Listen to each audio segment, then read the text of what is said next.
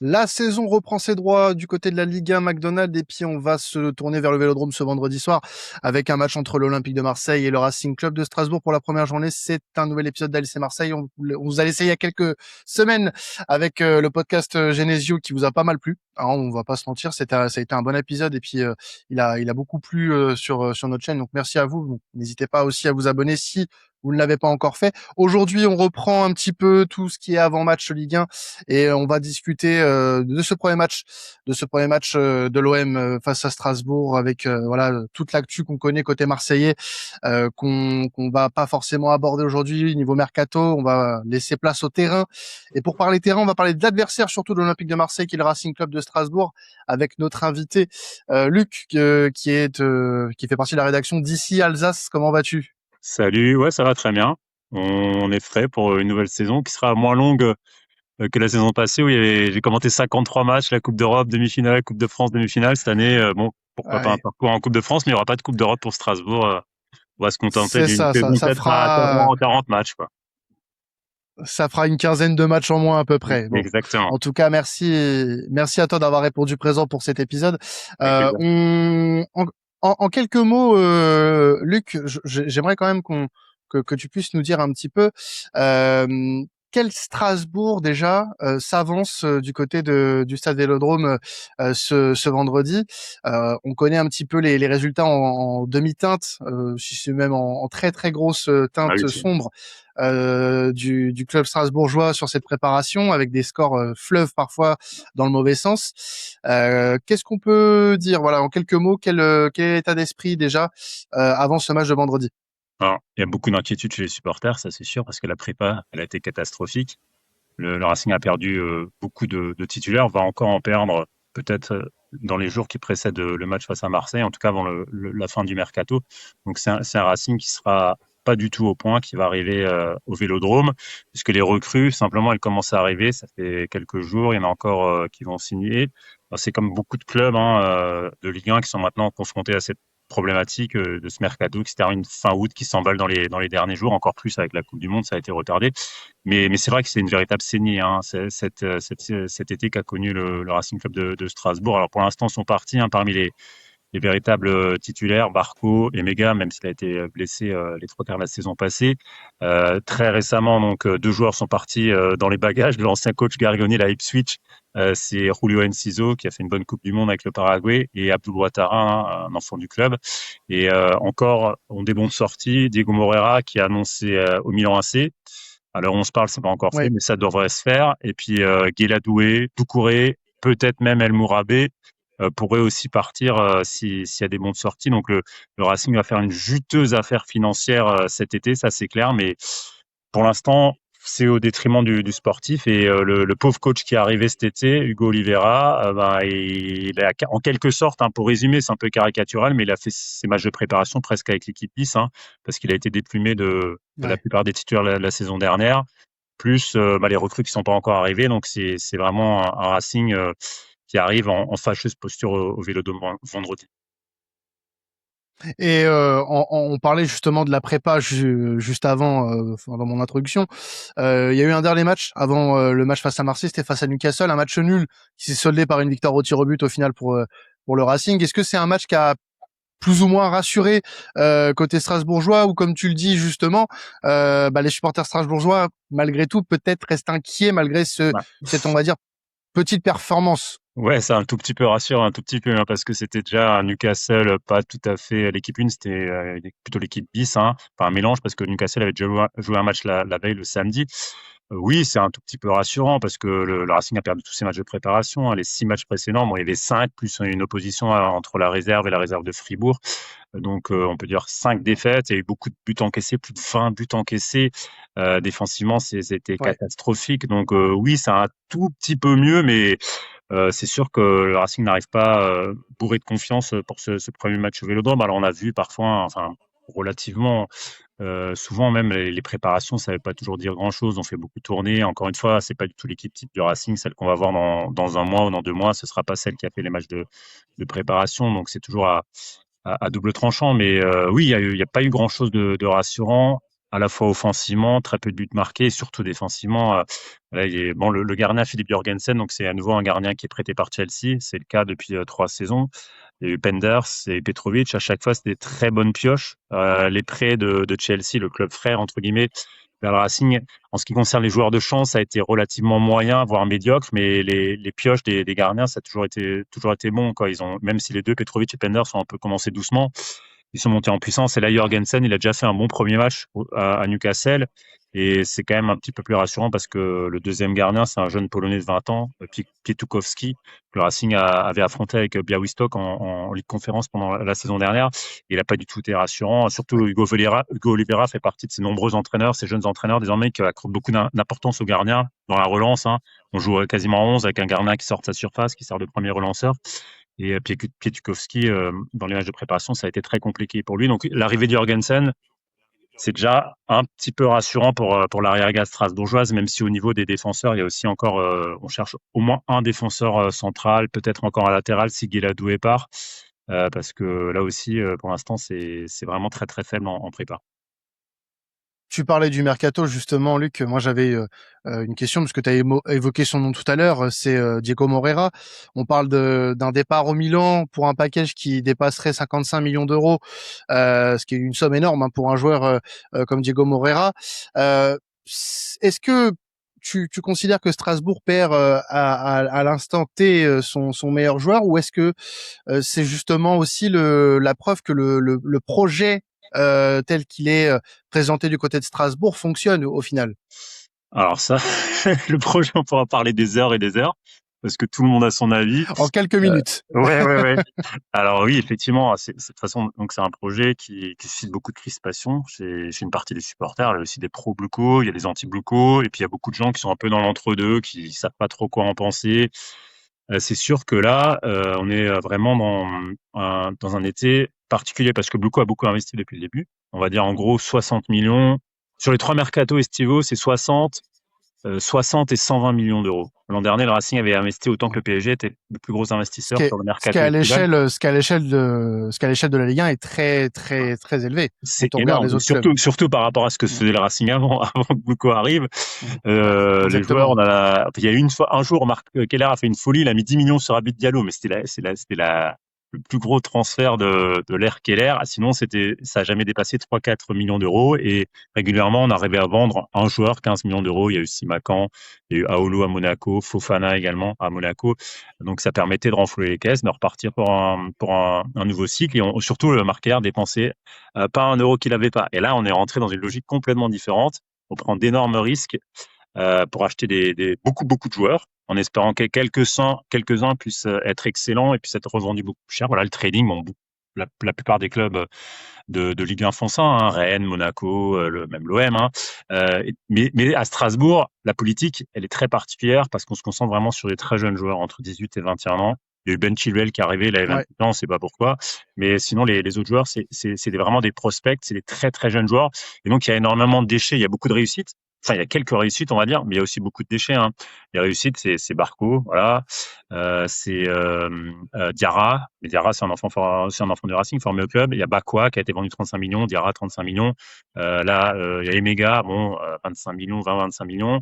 Mais effectivement, Diego Moreira, c'est le dernier sur cette liste, c'est le dernier en date. Et 50 millions, on parle de 45, 50, 55 selon les sports de bonus. Enfin, de mon point de vue, c'est énorme, quoi. C'est un délire, quoi, pour un joueur. Alors, c'est un joueur qui est très généreux, qui a des qualités de vitesse, qui se bat sur le terrain, mais il a aussi des lacunes encore techniques, je trouve, même tactiques. Ouais. 50 millions sur un joueur comme ça, pour moi, c'est démesuré, mais c'est le foot qui est aujourd'hui comme ça. Hein. Et donc, voilà, c'est une perte pour le Racing. Alors, c'est pas, tu me demandais si c'était le meilleur joueur, c'est un des meilleurs joueurs. Pour moi, le meilleur joueur de la saison passée. Et ça a été aussi, comment dire, vraiment un gros choc dans la saison du Racing, un gros contre-coup, c'est Panicelli. Panicelli, c'est quand même Panicelli, un ouais. mec qui a mis 20 buts, qui s'est fait les ligaments croisés donc avec l'Argentine en match amical. Et à partir du moment où Panicelli était absent, on a vu que le Racing était sur la pente descendante parce que c'est un joueur non seulement qui claque des buts, qui est très efficace, mais qui a une extrême générosité sur le terrain. Et pour moi, c'était lui le meilleur joueur du Racing la saison passée. Barco a fait une très bonne première partie de saison, mais au printemps, on n'a plus vu le Barco de l'automne. Il était blessé aussi. Et puis là, parfois, il y a eu des comportements un peu égocentrique, on va dire ça comme ça. Donc oui, Moreira va manquer si le transfert devrait se faire à Milan, mais il y a d'autres joueurs. Hein. Si un Guelado est part, un Doucouré, des Emega, Barco, Enciso, c'était en dents de scie, mais c'est quand même un gros danger. Ouattara, c'est un couteau suisse qui était très précieux. Donc encore une fois, on perd énormément de joueurs. Diego Moreira en tête, si ça se confirme. Alors, pour terminer On va dire, sur le c'est l'épine mercato, dorsale de Racing qu'on perd. C'est ça le problème, c'est les joueurs majeurs, quoi. Là, ouais. tu vas miser sur des jeunes joueurs, à nouveau beaucoup de jeunes joueurs. Mais de là à ce qu'ils soient performants, parce que même les Moreira, il a mis 1 an, Doué, il a mis C'est 6 ça. mois performant. Et franchement, la tâche d'Hugo Oliveira, elle est immense, quoi. Elle est immense. Et justement, ça fait un peu le pont avec la question que je voulais, pour terminer un petit peu sur cette phase mercato, c'est financièrement, c'est sûr que c'est très bon ce que font Strasbourg et Bluco sur cette fenêtre de mercato et même depuis plusieurs années. Mais est-ce que, si on parle sportivement, est-ce que Strasbourg peut espérer même, est-ce que selon toi peut progresser sportivement tout en vendant au final ses meilleurs joueurs? Tu l'as très bien dit, tu vends ta colonne vertébrale, hein, concrètement sur cette fenêtre estivale, et on attend quand même d'un club comme Strasbourg qui a investi massivement sur ces dernières années qu'il puisse atteindre les places européennes. Est-ce que tu peux concrètement, sans forcément parler du prisme strasbourgeois, mais en vendant tes meilleurs joueurs, est-ce que tu penses que ce club peut espérer progresser dans les déjà, ne serait-ce que sur la saison à venir avec un classement plus haut que la saison passée? Ben, les inquiétudes des supporters aujourd'hui, elles sont fortes parce que là, c'est quand tu te sépares d'autant de bons joueurs. On va dire le recrutement, on n'en a pas parlé des joueurs qui sont arrivés jusqu'à présent. Ça laisse quand même un petit peu pantois hein, parce que pour supplier pour l'instant Panicelli, le Racing mis sur un joueur qui n'a jamais joué en professionnel, hein, Jacobo Ortega. Alors c'est un joueur formé au Real. Il a mis 18 buts la saison passée, mais c'était avec le Castilla, donc en troisième division avec l'équipe réserve, avec l'équipe 3 en quatrième division espagnole et avec les jeunes en Youth League. Donc ça n'a rien à voir par Mhm. exemple qu'un Panicelli qui la saison avant son arrivée au Racing a quand même mis 20 buts en deuxième division espagnole. Tu vois, il y a quand même une différence entre un mec qui a claqué 20 buts en deuxième division espagnole, Panicelli, et un joueur qui a mis 18 buts en troisième, quatrième division chez les jeunes. Donc peut-être que Jacobo Ouais. Ortega va être une véritable révélation. Il est barré par toutes les stars du club merengue, donc faut pas lui faire de procès d'intention, pas du tout. Mais ça laisse un petit peu pantois, tout comme les autres recrutements. Pour l'instant, au poste d'ailier, on a recruté Fabio Balde. Donc c'est un Allemand avec la nationalité portugaise. Il évolue chez les Espoirs portugais, donc il joue à Hambourg. Donc c'est un ailier, hein. Attention, il joue en Bundesliga la saison passée et en deuxième Bundesliga il y a 2 ans. Figure-toi qu'il a mis un but la saison passée et un but il y a 2 ans. Donc les stats, d'ailleurs, je me suis un peu promené sur les sites de supporters du HSV ou de Hambourg et ils se marraient bien parce que c'était quand même la quatrième ou cinquième solution offensive. Alors le seul truc qu'ils lui reconnaissent, c'est qu'il a des qualités de vitesse. Bon, voilà, on a une bonne surprise la saison passée, c'est Martial Godot qui venait des petites divisions anglaises et qui s'est révélé. Alors il C'est est un vrai. peu brouillon dans le jeu, il est pas, c'est pas encore un produit fini, on va dire. Il a du déchet, il est parfois un peu nonchalant ou étonnant dans ses choix, mais bon, il a quand même claqué 10 buts en championnat, je crois 16 au total avec les Coupes d'Europe et la Coupe de France. Oui. Donc, il y a des bonnes surprises comme ça, mais sur le papier, ça paraît. On a recruté un latéral gauche, Matteo Del Blanco, en Argentine, qui pour l'instant, sur les matchs de préparation, était pas du tout au niveau. Un milieu défensif pour 10 millions, Diogo Souza, qui a une vingtaine de matchs dans le championnat Portugal, bon, qui fait des choses correctes, mais c'est pas non plus un joueur référencé. Le seul, on va dire, qui a déjà de l'expérience de très haut niveau, c'est Philippe Jorgensen, le gardien dont je parlais tout à l'heure, et Giovanni Reina, l'ancien de Dortmund. Mais Reina, attention, il a accumulé les Oui. blessures sur les dernières saisons. C'est un joueur fragile, voilà, qui a pas trop joué ces derniers temps. Donc, pour l'instant, le recrutement, au moment où on se parle, les joueurs qui vont évoluer pour le Racing, on est loin de ceux qui vont partir. En tout cas, sur le papier, alors on peut avoir une bonne surprise, on peut avoir une bonne alchimie d'équipe, tout ça. Mais on va dire que les inquiétudes, elles sont légitimes de la part des supporters. Attention, le recrutement il est pas terminé. On va encore recruter un défenseur central, utiliser un latéral, peut-être un milieu de terrain, encore un autre attaquant. Mais voilà, sur le papier, on va dire la prise de risque au jour d'aujourd'hui, elle est plus importante que l'année dernière, quoi.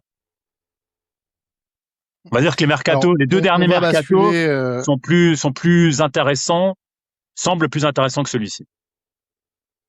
Il semble plus Ouais. fragile, celui-là. Ouais. Bah après, on verra où ça vous mène, parce que bien c'est vrai sûr.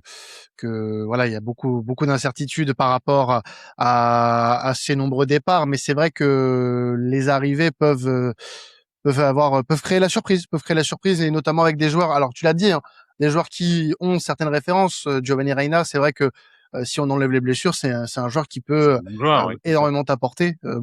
Moi j'ai toujours adoré le joueur personnellement, mais c'est vrai que voilà, ça c'est un mercato qui a quand même son lot d'incertitudes, et c'est pour ça que la question sur Strasbourg peut être légitime en termes de gestion et en termes de vision sportive sur le court terme. Est-ce que c'est viable Ah pour bah, jouer l'Europe? Voilà, c'était surtout ça la là, question qui se posait. clairement, à l'heure où on se parle, pour moi, le Racing n'est pas un prétendant à l'Europe. Peut-être que d'ici 2 semaines, avec la fin du Mhm. mercato, et voilà, on ne sait jamais de quoi une saison est faite, mais l'équipe, Ça au peut aller jour vite. d'aujourd'hui, l'équipe au départ de la saison paraît moins forte que celle de la saison passée. Voilà, ça c'est clair. Et la saison passée, tu finis que huitième, hein. Il y a 2 saisons, tu commences doucement le championnat, tu dis que ça va être très compliqué, puis comme on le disait, il y a une alchimie sur la deuxième partie de saison de Rosenior, la première année de Rosenior, mais le Racing était, tu savais quand le Racing montait sur le terrain, tu pouvais perdre, mais tu avais beaucoup plus de chances de gagner. Il y avait une vraie force d'équipe qui se dégageait, quoi. Et bah là, voilà, il y a beaucoup d'incertitudes, et c'est clair que la façon dont le club est géré depuis 3 ans, avec ce gros turnover, parce que si tu regardes les départs, la Barco, il est resté 1 an et demi. Enciso, 1 an. Voilà, aujourd'hui, les cycles, ils sont beaucoup plus courts. Si Panici n'était pas blessé, bon, Marc Keller, le président, nous disait qu'il serait resté quand même. Mais voilà, s'il y avait une offre à 50 millions ou 60 millions pour Panicelli, je pense que Bluco, parce qu'il faut pas oublier que Bluco, ce sont avant tout des financiers et qu'ils ont envie de gagner de l'argent, pas en perdre. Et pour l'instant, ils en ont investi énormément. On disait 60, 120, 60, 200, en gros 240, 250 millions d'euros depuis qu'ils sont là. Voilà, sur les premières années, ils n'ont pas énormément vendu. Un petit peu déjà l'an dernier, on le disait avec Pacquiao et Diarra, 70 millions environ. Mais si cette année, si tu vends Moreira, si tu vends encore Doué, si tu vends Doucouré, bah, tu vas arriver quasiment à 200 millions d'euros, hein, ce qui est énorme. Et ce qui, voilà. Mm. Aujourd'hui, on va dire, cet été semble très profitable financièrement à Strasbourg. Sportivement, il y a des gros doutes que tout le monde partage légitimement dans l'entourage du club. Et donc, pour répondre à ta question, au jour d'aujourd'hui, on se dit pas que le Racing en Coupe d'Europe c'est gagné, loin de là, hein. Eh ben écoute, on a 34 journées pour voir Mais ça. j'espère On verra qu'ils vont me comment ça faire va se mentir, dérouler. ouais. Bah, honnêtement, il y a la place aussi en Ligue 1, hein, mais bon, c'est vrai qu'il y a peut-être des nouveaux prétendants qui vont se montrer, hein. Moi, je pense au Paris FC notamment, Ah oui, bien sûr. qui peut être un nouveau prétendant. Mais bon, ça, on aura l'occasion peut-être d'en parler avec un autre invité un de ces jours. Moi, ce que j'aimerais qu'on fasse là tout de suite, Luc, c'est parler un petit peu du match de vendredi, et bah, surtout que tu puisses dire à nos auditeurs concrètement, qui ne savent pas forcément comment est Strasbourg en ce moment, euh, ce que l'OM doit craindre ce vendredi au Vélodrome. Par exemple, là aujourd'hui, si tu me donnes le joueur à surveiller côté strasbourgeois, quel joueur peut vraiment faire mal aux Olympiens ce week-end? Alors là, faut que je réfléchisse, toi, La colle. hein. Ouais, d'accord, d'accord. Moi, je veux dire, Godot peut être très surprenant, hein. Godot, on sait jamais à quoi s'attendre, hein. Il peut faire 2 matchs où il est transparent possible, et puis il peut te marquer 2 buts incroyables. Je pense que ça reste au jour d'aujourd'hui le principal danger offensif.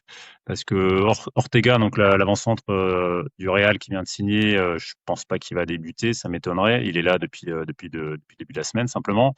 Il a de temps Mhm. en temps, Reina a été blessé dans la prépa, il l'a fait jouer en faux neuf parfois. Sinon, Amo Ameyu, franchement, ça fait 1 an et demi qu'il est là. Pour moi, il a à peine le niveau de la Ligue 1. Il est très faible, il a trop de carences. Même si dans la prépa, voilà, c'est pas le plus mauvais non plus. Donc, au niveau des forces offensives, j'ai envie de te dire que celui qui peut un peu surprendre, c'est Martial Godot, ouais. Et après, en deuxième choix, si tu me donnes un deuxième choix, c'est aussi un joueur comment dire, qui a pas eu beaucoup de temps de jeu l'an dernier, qui avait démarré très fort quand il était arrivé il y a 2 ans, c'est Sébastien Anassi. C'est un joueur un peu différent parce que le Racing mise beaucoup sur les joueurs qui vont. Bon, Panicelli, c'est un vrai buteur à l'ancienne, ça c'est temps, mais sinon, si on aime bien avoir les ailiers qui vont vite aujourd'hui, qui ont surtout des qualités de vitesse et parfois de puissance, Nanassi, c'est aussi plus un joueur à l'ancienne, un numéro 10 qui a une qualité de passe extraordinaire, une très bonne vision du jeu, et il a fait 6 bons premiers mois. Ensuite, il a disparu de la circulation sur la deuxième partie de saison. En début de saison dernière, pareil, on l'a pas vu. Rosenior lui a pas fait confiance. il a pas beaucoup joué, un petit peu en Coupe d'Europe, c'est tout. Et O'Neill a aussi mis du temps à lui faire confiance. Et sur la fin de saison, Nanasi a été un des meilleurs parce qu'il est très opportuniste, il est souvent bien placé. Donc je vais dire que offensivement, en tout cas, les deux principaux dangers, c'est Godot et Nanasi. Mais je m'attends à ce que le Racing subisse quand même beaucoup, même si l'OM a subi une saignée comparable à celle de Strasbourg. Je pense quand même que l'OM est plus en forme au vu des matchs amicaux et que peut-être le danger numéro un pour l'OM, ce sera le gardien du Racing, Jorgensen, parce que c'est quand même un gardien qui a de l'expérience, qui a de la bouteille, qui a joué en première ligue avec Chelsea et qui peut-être va faire des misères aux attaquants marseillais. Voilà. Alors, même saigné, mais pas même réinvestissement derrière pour Marseille. Mais Pour ça, c'est parce l'instant. qu'on n'a pas les mêmes problèmes en ce moment. Mais, quand- Oui, pour l'instant, le mercato, comme tu l'as dit, est loin d'être terminé. mais si tu demandes à un supporter marseillais et un supporter strasbourgeois qui sont partis en vacances ensemble sur une île loin, qui n'avaient pas de réseau pendant 2 mois et qui reviennent pour le premier match du championnat, je pense que ni l'un ni l'autre ne croiraient ce qu'ils voient. Hein, parce que autant pour Marseille que pour Strasbourg, il y a quand même de sacrés départs. Quoi. C'est plus les mêmes équipes que l'an dernier. Hein. C'est ça. Exactement. Moi aujourd'hui aussi la chose que je voulais qu'on voit ensemble par rapport à ce match-là, c'est surtout le côté, j'en perds mes mots, pardon. Oui, voilà. Est-ce que tu peux me donner aussi, parce que c'est une des questions que je voulais poser par rapport à on va dire une globalité sur cet effectif strasbourgeois, c'est est-ce que tu peux me donner la force principale, principale qualité de cette équipe strasbourgeoise qui a pu se dégager notamment sur la prépa, même si on l'a dit que voilà, c'est pas une équipe qui a pour le moment fait des étincelles depuis l'arrivée d'Hugo Oliveira sur cette prépa, mais si tu avais voilà une qualité principale à donner sur ce groupe et la faiblesse dans le même temps d'ailleurs, qu'est-ce que ce serait? Bon, la faiblesse, on l'a déjà dit, c'est clairement les carences défensives, hein, parce que là, c'est assez catastrophique. Tu as pris 7 buts contre Lisbonne, le Sporting qui était en avant dans sa préparation, c'est clair. Tu as pris 5 buts contre Elversberg, qui est un promu en première division allemande. Donc, la carence principale, pour l'instant, elle est vraiment défensive. En termes de qualité, pour l'instant, il y a pas grand-chose à ressortir du jeu strasbourgeois. On va dire peut-être que c'est la jeunesse qui a toujours ce côté un peu insouciant et la vitesse, et c'est peut-être les qualités sur lesquelles le Racing peut jouer. Hugo Oliveira, voilà, c'est un coach qui prône quand même du jeu, qui veut que le gardien participe au jeu. Voilà, bon, moi je le connaissais pas avant qu'il arrive à Strasbourg. Hein. Il a entraîné Famalicão, il a fait 5e du championnat portugais l'an dernier. Donc c'est là aussi, on parlait des paris au niveau du mercato pour les joueurs. Le coach, c'est aussi un véritable pari. Et je pense que si Strasbourg n'a pas réussi à attirer un coach d'un autre calibre, c'est peut-être aussi que voilà, il y avait des questionnements sur le projet, sur le fait voilà, qu'autant de titulaires partent cet été. Donc le coach, c'est aussi un pari. Donc la faiblesse, c'est clairement la défense en prépa, et pour la qualité, va falloir attendre un peu pour en donner. Peut-être qu'on pourra avoir des Oui. éléments de réponse dès vendredi soir Ouais. en tout cas. Si tu étais à la place d'Hugo Oliveira, tiens, on va faire un petit peu ce petit jeu. Euh, Ça serait quoi ton plan pour battre l'OM au Vélodrome, concrètement?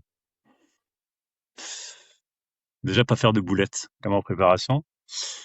La concentration Ah, maximale, parce que je pense qu'on est capable, si l'OM met la pression, de rapidement faire une cagade, hein, comme on dit chez vous, ou deux.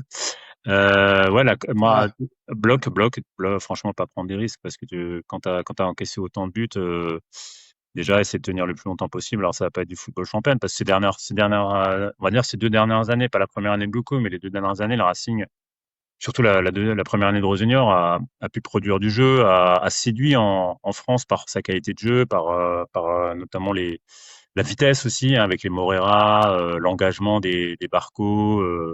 Voilà, il y avait des choses qui étaient très intéressantes dans le jeu du Racing, même si ça s'est étiolé sur la deuxième partie, enfin sur la fin de la saison dernière. Donc là, par contre, faut pas s'attendre à ça. Hein. Faut clairement s'attendre à un Racing qui essaye de tenir le plus longtemps possible, et un petit contre avec Godot ou je sais pas, Reina, et pour en claquer un, espérer gagner 1-0. Je pense c'est vraiment pas un Racing qui va venir avec des ambitions au Vélodrome, comme ça a pu être le cas parfois. Je sais pas, tu te souviens des derniers matchs du Racing au Vélodrome, il y avait quelques balles de 2, c'était la saison dernière, je dis pas de bêtises. Il y a eu quand même quelques matchs où le Racing a oui, vraiment, vraiment joué, s'est lâché, ce qu'on voyait en fait pendant des années. Alors, voilà, c'était avant, tu vas me dire. Il y avait moins de qualité dans l'effectif, mais souvent, quand Strasbourg jouait à Paris, à Marseille, à Lyon, ben, il n'y avait pas de prétention offensive, hein. On venait essentiellement pour défendre, essayer de poser un peu le bus, entre guillemets. Ça a quand même changé depuis maintenant 2 saisons. Mais pour ce début de saison, pardon, vu le peu de confiance dans le groupe après les matchs amicaux, faut s'attendre plutôt à un signe très, très prudent. Alors justement, tu me fais part d'un Racing qui pourrait jouer la prudence ce vendredi. Bon, nos auditeurs connaissent voilà la situation de l'Olympique de Marseille ces derniers temps. C'est vrai que le contexte était un peu particulier, pour pas dire assez inédit sur ces dernières années, côté mercato en tout cas. Beaucoup d'incertitudes sur est-ce que voilà l'équipe qui va commencer vendredi sera celle qui débutera aussi après le 31 août côté marseillais. Est-ce que pour toi, du coup, ce contexte un peu particulier fait que bah, pour Strasbourg, c'est le moment idéal pour jouer l'OM, ou alors est-ce que ça aurait été mieux de les jouer un peu plus tard dans la saison? Alors, ça dépend si Paechao et Gouiri seront encore là dans 2 semaines. Parce que, Alors j'espère que là d'ici 2 jours ils seront encore là. ouais, Mais oui, là donc pour toi est-ce que du coup au vu de ta réponse je j'ai pense envie de dire que que, à pour mon toi avis, c'est pas le bon il moment. sera encore là vendredi, Paechao et Gouiri, donc je pense pas que ce soit une aussi bonne nouvelle que ça pour le Racing. Donc, peut-être qu'il aurait fallu attendre 2 semaines ou 3 semaines avant de les affronter. Non, mais ce qui est sûr, c'est que le Racing, lui, voilà, les recrues, il y en a deux, trois qui sont arrivées là il y a quelques jours. Je pense qu'elles vont jouer juste quelques minutes. Il aurait mieux fallu que le Racing, de son côté, ait encore 2, 3, 4 semaines pour être un peu plus armé, un peu plus prêt. Du côté de Marseille, bon, j'ai l'impression que malgré le grand remue-ménage, la grande braderie, il y a eu quand même des matchs amicaux très corrects, notamment c'est le dernier, hein, c'est ça, contre l'Atlético Madrid. Voilà, ça, le Racing n'a pas Ouais. résisté à des équipes comme ça, quoi. Donc j'ai l'impression que c'est pas non plus un moment idéal pour affronter l'OM, parce que même si les mecs qui sont en instance de départ, ils vont avoir envie de bien terminer sur une bonne note, quoi, hein.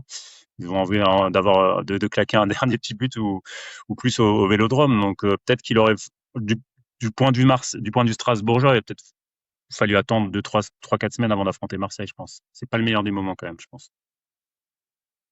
Bon, je vais pas te poser la question si tu penses que Strasbourg peut vraiment chercher les 3 points, mais pour toi, la question que je peux te poser, pour toi, le scénario idéal pour Strasbourg vendredi soir, il ressemblerait à quoi? Tenir, tenir, tenir, planter un contre à la 85e et tenir encore et braquer le Vélodrome. Voilà. Je Comme pense qu'on beaucoup l'ont fait n'attendra pas avant. beaucoup plus que ça. Pardon? Comme dans le bon vieux temps de Thierry Comme Lauré, beaucoup par l'ont fait exemple. avant. Voilà, comme avant. Bon, bah, en tout cas, on va voir ce que ça donne, mais ça promet quand même une belle rencontre qui va d'abord, qui va d'ailleurs lancer Ouvrir. la saison de Ligue 1 2026-2027. Donc, hâte de voir ça. Pour terminer, Luc, petite question qu'on va poser à tous nos invités au long de la saison. On va te demander ton prono, sans langue de bois, bien évidemment. Sans langue de bois, on va dire, allez, 2-0 pour Marseille. C'est pas le 2-0 prono du Marseille. cœur, hein, c'est le prono de la raison, hein. Non, bien sûr, bien sûr. Non, non, mais j'ai demandé sans langue de bois. Tu as été très honnête, ça se Et voit. Non, ouais, moi je vois aussi une victoire de l'OM. Alors, je vais l'expliquer très rapidement parce que c'est vrai que l'émission ne porte pas sur l'Olympique de Marseille, mais plus sur son adversaire. C'est vrai que tu as parlé de la prépa de l'Olympique de Marseille et je trouve que la prépa a été très convaincante, notamment sur les derniers matchs. À partir du match face au club qatari où l'OM a commencé un petit peu à aligner des joueurs qui sont susceptibles de commencer en Ligue 1. C'est vrai que ça commence un petit peu à ressembler à quelque chose et les premières sorties de l'OM de Genesio sont pour moi assez convaincantes. On voit un petit peu plus où veut en venir Genesio par rapport à De Zerbi, par exemple, tactiquement. Moi, je comprends clairement ce que veut faire le nouveau coach de l'OM avec cette équipe. Donc, je pense que l'OM va s'imposer 2-0 aussi. voilà. Euh, et je pense que on va avoir un très très très très gros match de d'Igor Pechao qui, je l'espère, je le souhaite énormément, va rester du côté de l'OM cette saison parce que on va avoir besoin de joueurs comme lui, même si on sait que le club a besoin d'argent. Il faut quand même qu'on puisse garder là aussi On en parlait pour Strasbourg tout à l'heure, une colonne vertébrale, des joueurs importants. Et Peshao en fait partie, et je fais partie de ceux qui trouvent que qu'Igor Peshao a fait pour moi, une très bonne première saison en Ligue 1 du fait de ses expériences précédentes. Et je pense qu'il peut vraiment péter son plafond de verre cette année en ayant un rôle un peu plus grand dans cette équipe-là. Donc, et que Genesio va l'aider à ça. Donc, ça va commencer avec un très bon match contre Strasbourg et pourquoi pas un doublé dès ce week-end. Allez, on part sur Ah bah. ça.